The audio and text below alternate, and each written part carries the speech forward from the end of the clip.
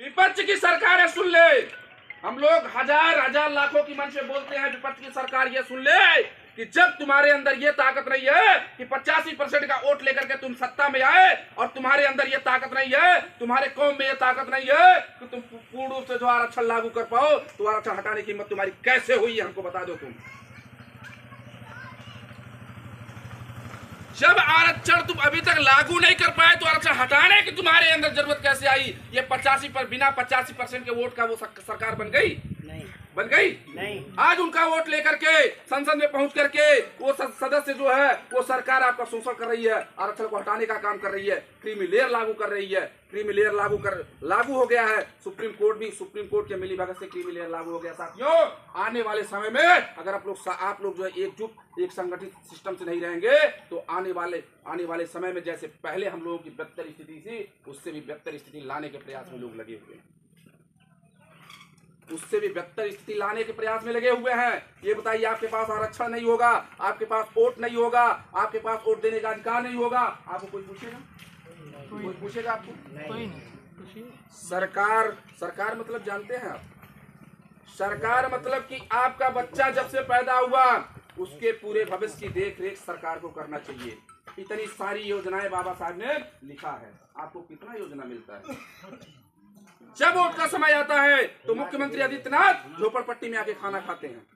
क्यों खाते हैं? उनको पता है कि जिस दिन 85% नाराज हो जाएगा, 85% वोट नहीं देगा, उस दिन मुख्यमंत्री नहीं बन पाएंगे। तो ताकतवर आप हैं कि मुख्यमंत्री? आप हैं। आप वोट देते हैं, वो मुख्यमंत्री बनते हैं, प्रधानमंत्री बनते हैं। प्रधानमंत्री बनने के बाद आपका शोषण करते हैं। अभी कलकत्ता में एक बहन का जो है डॉक्टर थी, एक बहन के साथ जो है इतनी दरिंदगी हुई, उसको जो है इतने दरिंदगी तरीके से उसके साथ जो है दुष्कर्म किए और उसको जान से मार दिए। हाथरस में एक घटना हुई थी, दरिंदगी करने के बाद, दुष्कर्म करने के बाद जिंदा जला दिए। क्या है? तुम मेरे देश में आकर के 15% के लोगों, मेरे देश में आकर के मेरे माँ बहनों, मेरे भाइयों का शोषण करोगे? तुम्हारी ये मजाल है? शोषण करोगे? क्यों करोगे?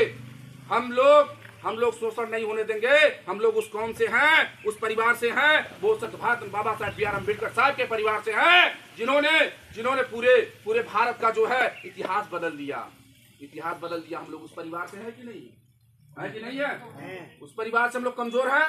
नहीं है। अब समय आ चुका है, जब से देश आजाद हुआ है बहुत सारे लोग मुख्यमंत्री बने, प्रधानमंत्री बने, जो है सांसद बने, विधायक बने, डीएम एसपी कलेक्टर सब बने।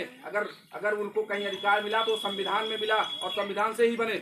अगर संविधान में पार्टी बनाने का अधिकार नहीं होता तो क्या बीजेपी पार्टी बना पाती?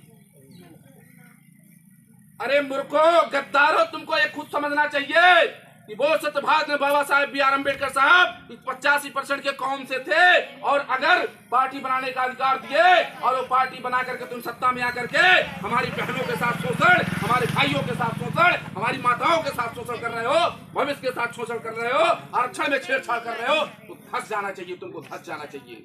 अगर अधिकार नहीं होता तो तुम्हारी मजाल नहीं होती। जिस तरह से रोड में एक कपड़ा पहन करके भीख मांगते थे, उसी तरह से मांगते फिरते। समझिए आप लोग इस बात को।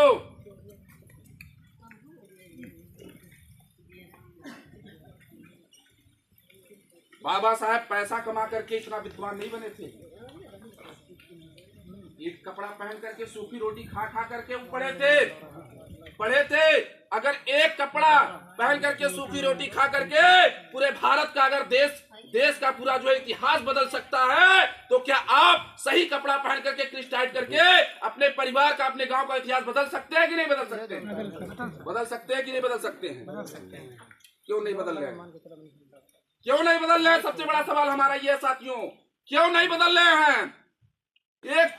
एक कपड़ा पहन करके, फटा कपड़ा पहन के सूखी रोटी खा करके बहुत सत्यवादी बाबा साहब बी आर अम्बेडकर साहब अगर भारत का इतिहास बदल सकते हैं, भारत के एक जो है वर्ग, एक जाति के बारे में उन्होंने लिख दिया। आज आप 100 नंबर पे फोन करते पुलिस आ जाती, किसकी देन है? बाबा साहेब की देन है। और आज आपको पहनने का अधिकार, खाने का अधिकार, पढ़ने लिखने का अधिकार, चलने का अधिकार, संगठन बनाने का अधिकार, प्रधान से लेकर के मुख्यमंत्री और जो है प्रधानमंत्री बनने का अधिकार, चपरासी से लेकर के डॉक्टर, इंजीनियर, मास्टर से जो है डीएम एसपी कलेक्टर बनने का अधिकार किसने लिखा? सूखी रोटी खा करके किसने लिखा? बाबा साहब ने लिखा। अगर एक सूखी रोटी में इतनी ताकत है तो एक स्वच्छ भोजन में क्यों नहीं ताकत आ रही है? ये बताइए। एक सूखी रोटी में अगर इतनी ताकत है तो एक स्वच्छ भोजन में क्यों नहीं ताकत आ रही है? इसमें सोचने की जरूरत है कि नहीं है? आप सत्ता में होंगे तो आप सरकार होंगे, आप सत्ता में होंगे तो आप सरकार होंगे भी, मैं बता के जा रहा हूं। लेकिन तभी होंगे जब आपका सही चुनाव होगा, बाबा साहेब का सच्चा सिपाही होगा, माननीय कांशीराम साहब का सच्चा सिपाही होगा, तभी होंगे। क्या हम लोगों ने सरकार नहीं बनाया? हम लोगों ने सरकार बनाया। मैं अपने किसी भी महापुरुष और किसी भी भाई का निंदा करना मेरा यहाँ जो है कोई लक्ष्य नहीं है साथियों। मेरा लक्ष्य ये है कि आपके लिए अगर हम लोग समर्पित है, हमारा समाज समर्पित है, भाई समर्पित है, माँ बहन समर्पित है, इतना बड़ा संगठन है, लाखों करोड़ों का संगठन है, एक सीट पूरे भारत में, एक सीट निकली किसकी? अरणि चंद्रशेखर आजाद जी नगीना से सांसद बने। एक सीट निकलने के बाद पूरे भारत के जितने भी सांसद हो, मंत्री, मुख्यमंत्री, प्रधानमंत्री हो, सबकी हालत खराब है। कितनी सीट? एक सीट। और जिस दिन 400 सीट, 300 सीट, 200 सीट निकल जाएगी, उस दिन क्या हाल होगा सरकार का, आप सोच लीजिए। एक सीट में तो ये हाल है, एक सीट में तो ये हाल है। और जिस दिन 200, 300, 400 सीट निकल जाएगी, उस दिन आप राजा होंगे, आप राजा होंगे। इस बात को भी जान लीजिए, आप राजा होंगे। आपके सरकार होती है ना, उस सरकार के कब्जे में सारे बैंक होते हैं। उस सरकार के कब्जे में क्या होते हैं? सारे बैंक होते हैं। उस सरकार के कब्जे